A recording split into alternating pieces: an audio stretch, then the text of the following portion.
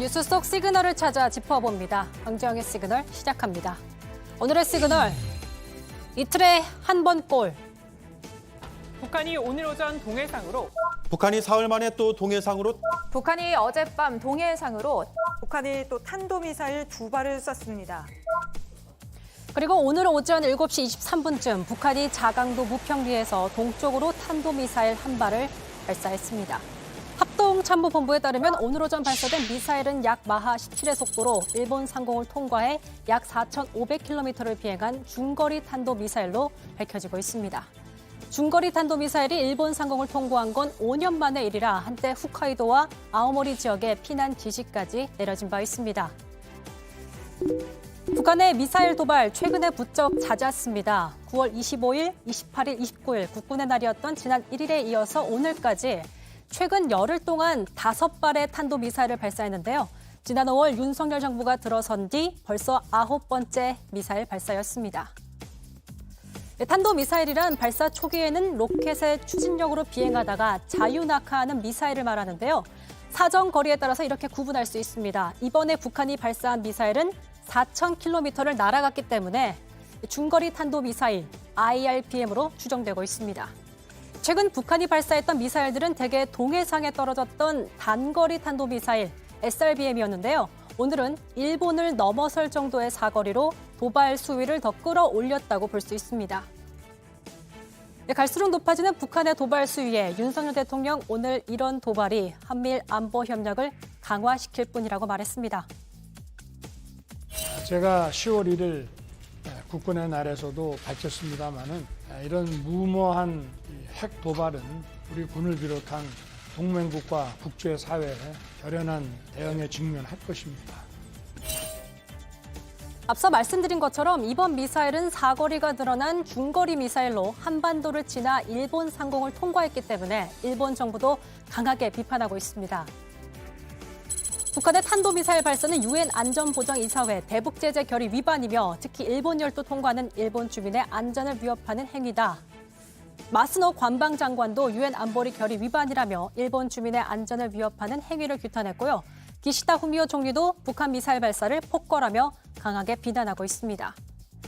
이틀 전 북한의 대외 선전 매체 우리 민족끼리 일부 내용을 가져왔습니다.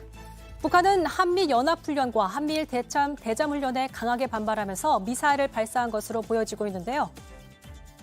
하지만 최근 열흘 동안 무려 5번의 미사일 발사를 했다는 점, 또 5년 만에 이뤄진 한미일 합동훈련 중에 도발을 강행한 이유 뭘까요? 전문가 이렇게 얘기합니다.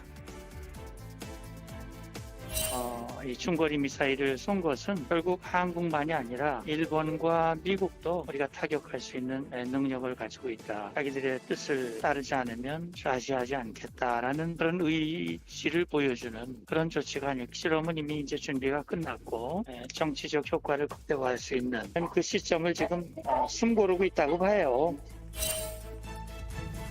윤석열 대통령은 지난 광복절 축사를 통해서 담대한 구상이라는 비핵화 로드맵을 발표한 바 있습니다. 그리고 정부는 한미일 공조를 과시하며 강경하게 대응하고 있죠.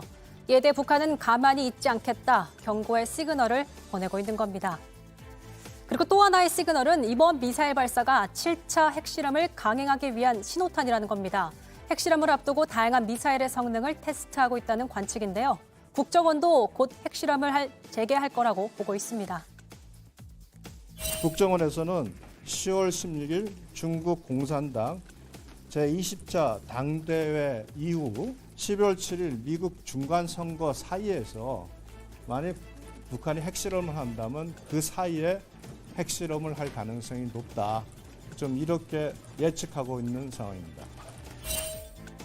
북한은 최근 북중 화물열차 운행을 재개하는 등 중국, 러시아와의 연대를 지속적으로 강화하고 있는 상황이라 시진핑 주석의 연임이 결정되는 중국 당대회 이후 핵실험을 할 거란 분석이 나오고 있습니다.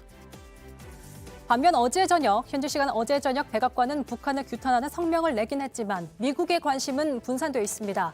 한반도는 물론 국제사회의 평화와 안정을 해치는 북핵 문제보다는 미국과 중국이 노골적으로 갈등을 드러내고 있는 대만의 말이죠.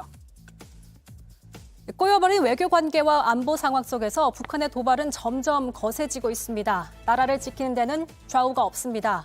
경제 위기에 이은 안보 위기, 경고의 시그널 울리고 있습니다. 강지영의 시그널이었습니다. 네, 오늘 썰전 라이브 여기까지입니다. 계속해서 정치부 회의가 이어지고요. 저희는 내일 다시 찾아뵙겠습니다. 시청해주신 여러분 고맙습니다.